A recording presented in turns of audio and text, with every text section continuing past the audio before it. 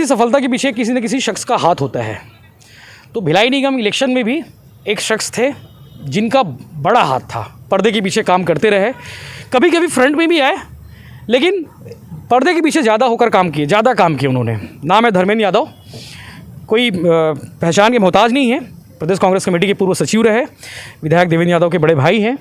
देवेंद्र यादव को उन्होंने मैदान पर उतारा, मेयर बने और विधायक भी बने। चूँकि पूरे इलेक्शन में इनका जो काम था, सबने देखा कि पर्दे के पीछे रहकर जो काम होती है, रणनीति, बूथ मैनेजमेंट और ग्राउंड पर जो वर्किंग, तमाम विषयों पर बात करेंगे। चूँकि नेता टॉक में हमने सबसे पहले इंटरव्यू धर्मेंद्र यादव का ही डाला था। 17 नवंबर तारीख है और आज चुनाव के इलेक्शन खत्म हो चुका है और सभापति भी अपनी कुर्सी संभाल लिए हैं। तो आज हमने सोचा कि आखिरी इंटरव्यू चुनाव का धर्मेंद्र यादव से ख़त्म करें। क्या कुछ रणनीति थी, कैसे काम किया, पर्दे के पीछे से ज़्यादा पर्दे पे फ्रंट पे भी रहे आप, कैसे किया? ऐसा है कि हम लोग कांग्रेस संगठन का काम करते हैं और कांग्रेस संगठन हमें जो जवाबदारी देती है, माननीय मुख्यमंत्री जी हमारे जिला अध्यक्ष जी जो जवाबदारी हम लोग को देते हैं, उस पर हम लोग काम करते हैं।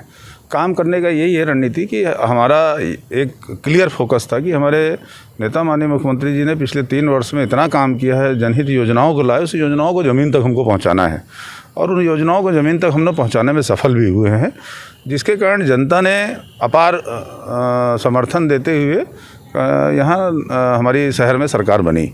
मैं देख पा रहा था कि जब जिलाध्यक्ष चेंज हुए, मुकेश चंद्राकर जी जिलाध्यक्ष बने, आप दोनों सुबह सुबह निकल जाते थे, कभी खुर्सी पार्क, कभी कोहका, कभी टाउनशिप, चाय पीते थे, नाश्ता करते थे, किसी न किसी कार्यकर्ता के घर जाके नाश्ता करते थे। क्या वो स्ट्रेटेजी का हिस्सा था?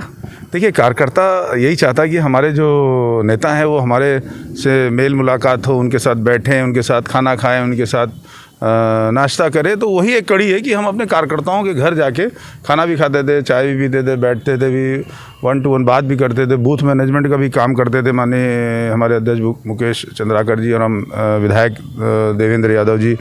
तो उस स्ट्रेटजी ने एक हमारे कार्यकर्ता से मुलाकात है कि नेता कार्यकर्ता घर जाता है, कार्यकर्ता मजबूत होता है। आप 2015 के इलेक्शन लड़े, देवेंद्र यादव तब मेयर का इलेक्शन लड़े थे, आप ऑफिस संभालते थे, पूरा ग्राउंड में भी जाते थे, बड़े नेता के कोऑर्डिनेशन, तमाम तरह के काम करते थे। अब के इलेक्शन और 2015 के इलेक्शन में कितना फ़र्क देखे और क्या कुछ बदला?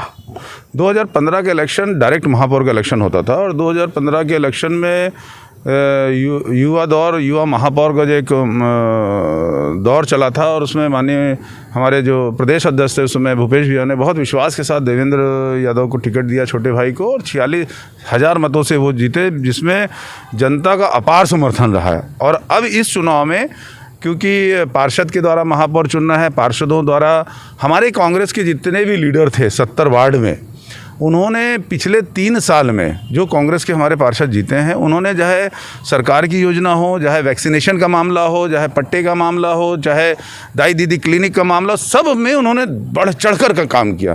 कोविड काल में मैं समझता हूँ भारतीय जनता पार्टी के 1-2 नेता को नहीं बोलूँगा क्योंकि उनका मैंने फ़ोटो देखा है कहीं कुछ बांटते हुए, लेकिन कोविड काल में वो लोग कुछ किए नहीं है। कांग्रेस के जितने भी नेता थे, चाहे छोटे स्तर के हों, चाहे ब्लॉक स्तर के हों, चाहे जिला स्तर के हों, उन्होंने प्रशासन के साथ फर्स्ट टर्म में भी और सेकंड टर्म में भी गाड़ी भर भर के सब्जी बांटते थे।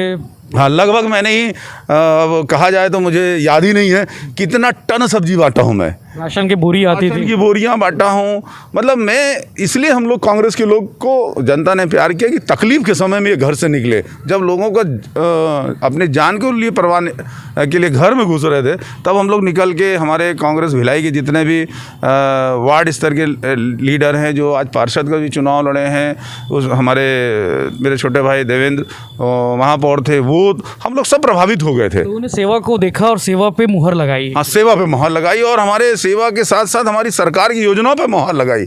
माननीय मुख्यमंत्री जी की जो योजना है ना, उस पर मुहर लगाई कि ये सरकार आज गरीबों की सरकार है और लोगों को काम करने वाली सरकार है। बीजेपी मैनेजमेंट में कहाँ फेल हुई, मतलब आपके नज़रिए से मैं जानना चाहूँ, क्योंकि आप हमेशा आरोप ही लगाओगे, इस बार भी आरोप ही लगाओगे, लेकिन कोई उनको तार्किक बात बता दो ताकि आने वाले चुनाव में फाइट कर सके, लड़ सके ठीक ठाक आप लोग के साथ। तार्किक बात ये बताऊँ, जिस दिन मेरे यहाँ वार्ड नंबर 24 में रमन सिंह जी पूर्व मुख्यमंत्री जी आए और सारे बीजेपी के नेता आए और यहाँ के बीजेपी के छत्तीसगढ़ के प्रभारी भी आए, और मैंने उनको उस दिन धरने में बैठ के उनको याद दिलाया कि सन 2009 में जब उपचुनाव था, जागेश्वर साहू जी चुनाव लड़ रहे थे, तब आपने ये बोला था कि हम हाउसिंग बोर्ड की बिल्डिंगों को चमका देंगे, रोड चमका देंगे, किसी का घर नहीं होगा। आपने वादा क्यों नहीं याद रखा? तो जनता तो आपको भी तो मौका दी थी वहाँ पे। नहीं, जनता हमने काम किया, इसीलिए हम वहाँ जीते। हम वार्ड नंबर 24 जीते, जहाँ पर इनकी सबसे बड़ी सभा थी। मैंने खुला चैलेंज किया था कि रमन सिंह जी को आना पड़ेगा मुझे हराने के लिए। वो आए भी, लेकिन हरा नहीं पाए, क्योंकि वहाँ हमने काम किया। उन्होंने काम नहीं किया, तो इसलिए हमने उनको याद दिलाया कि तुम लोग झूठ बोलते हो, हम लोग काम करते हैं। इसलिए आज कितने समय बाद वहाँ पर हम लोग फिर से जीते दोबारा। तो खुद रमन सिंह खुद बोलते रहे कि भाई लोकतंत्र में ये सब ठीक नहीं है, हम अपनी बातें कहने आए तो अपनी बातें कहने देना चाहिए था। आप लोग ने जो किया वो ठीक नहीं लगा उन लोग को, बीजेपी की ओर। देखिए, बीजेपी के नेता करे तो लीला और हम करें तो पाप। हाँ, हम आपको आपकी चीज़ें याद दिला रहे हैं तो आपको बुरा लग रहा है।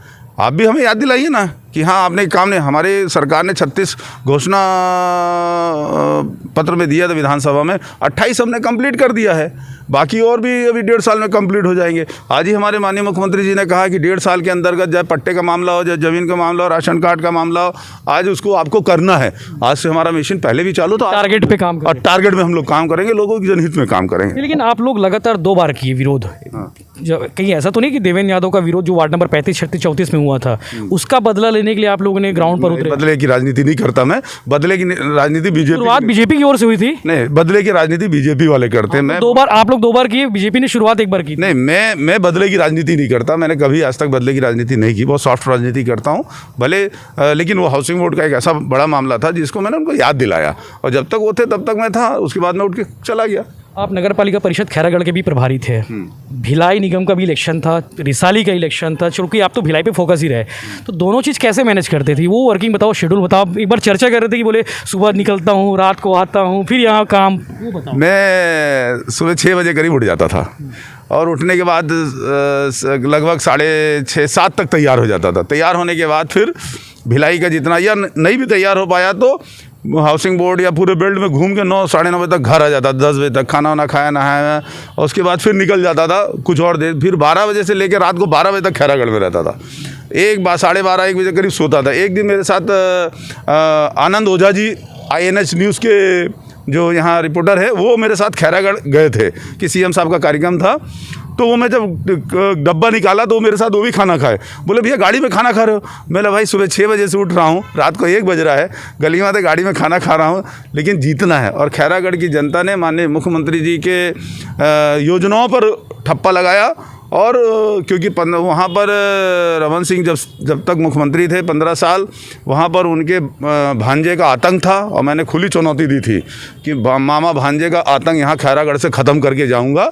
उसमें जनता ने हमें साथ दिया, और माननीय मुख्यमंत्री जी ने जो वहाँ बोला था, जो योजनाओं के बारे में बताया था, उन्होंने उसके कारण हम लोग वहाँ जीते हैं। 20 में से 10 ही क्यों? 15 भी हो सकते थे, 18 भी हो सकते थे, बहुमत नहीं मिल पाई थी, पर आप लोग टॉस में चुनाव जीते हैं। नहीं, टॉस में नहीं चुनाव जीते, हम लोग चुनाव जीते हैं अपने योजनाओं पे। और उसके बाद जब टाई हो गया था तब वो पर्ची निकाली गई, तब उस पर हम लोग चुनाव जीते, जिसमें भी ऊपर वाले का साथ है, माता रानी की कृपा है। हाँ?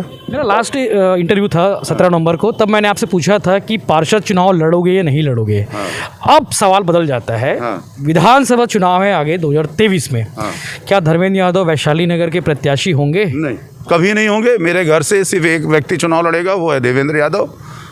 मैं कभी चुनाव नहीं लड़ूंगा, मेरी पत्नी कभी चुनाव नहीं लड़ेगा, मेरा बेटा कभी चुनाव नहीं लड़ेगा। हम लोग सिर्फ संगठन में काम करेंगे। मैं पर्टिकुलर कहीं नहीं, मैं सिर्फ कांग्रेस संगठन में काम करूंगा। जो मेरे नेता माननीय मुख्यमंत्री जी भूपेश बघेल जी जो मुझे बताएंगे कि इसको तुमको काम करना, उस काम को करूंगा। बाकी चुनाव लड़ने का किसी प्रकार का बाकी घरानों में होता है, क्योंकि एक बार भाई आ गया तो छोटा भाई, बड़ा भाई, बेटा भी आता है। कभी नहीं होगा, नहीं आएंगे। आज जो पहले भी इस बात बोला था, उस बात पे आज भी कायम हूँ, और आने वाले समय भी कायम रहूंगा। संगठन के लिए समर्पित, सिर्फ संगठन के लिए समर्पित हूँ। दिन रात संगठन के लिए काम करूंगा, लोगों के लिए काम करूंगा, कांग्रेस संगठन को मजबूत करूंगा, और अपनी सरकार की योजनाएं जो हैं उनको नीचे तक पहुंचाऊंगा, जिससे उनको लाभ मिले और हमारा संगठन मजबूत हो। बंटी साहू को अचानक देवेंद्र यादव लेकर आते हैं और सभापति बनाते हैं, वो कैसे ख्याल आ कि बंटी को ही बनाना चाहिए सभापति? ये संगठन ने तय किया है, और हमारे जो माननीय मुख्यमंत्री जी हैं, विधायक जी हैं, सब लोगों ने तय किया है। और बंटी साहू बहुत बड़े मोहब्बत से 70 वार्ड में अगर किसी कोई अधिकतम वार्ड से अगर कोई जीता है तो बंटी साहू जीते हैं।